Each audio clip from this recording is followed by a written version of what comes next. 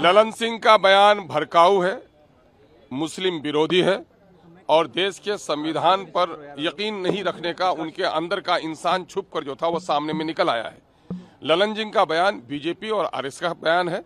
और मोदी जी जो कहते हैं सबका साथ सबका विकास, तो सबका साथ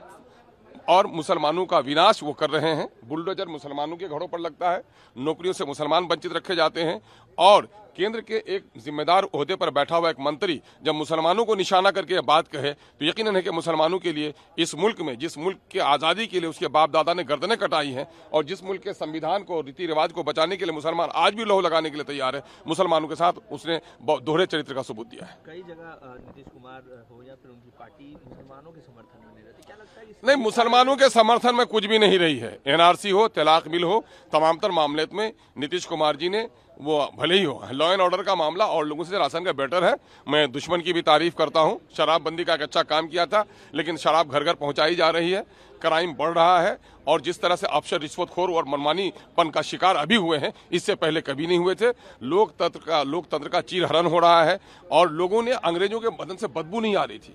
मैंने हमारी जनता, हमारा वोट, हमारा राज चलेगा, लेकिन आज यहाँ रिश्वतखोरों का राज चल रहा है। इनके ऑफिसर जिनके यहाँ छापामारी हो रही है, नोट गिनने के लिए मशीनें बुलाई जा रही हैं, इसके माने पूरे तौर पर करप्शन में डूबी हुई सरकार है और आवाम की हालत निहायत खराब है और बिलखुसूस दलितों का और मुसलमानों की हालत तो सबसे ज्यादा खराब है। लेकिन अखिलेश कहते हैं कि नीतीश कुमार कहते हैं कि अखिलेश, अगर हिम्मत है, आप लोग चौथे सुतून हैं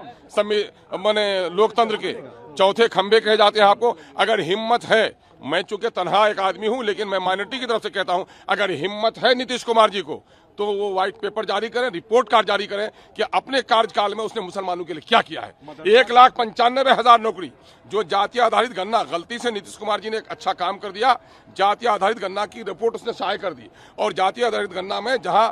20,49,000 नौकरी मिली है, मुसलमानों की आबादी के हिसाब से 3,68,000 नौकरी होनी थी, जहां 1,95,000 नौकरी से मुसलमानों को वंचित रखा गया है और कह रहे हैं मुसलमानों के लिए काम कर रहे हैं। नीतीश कुमार के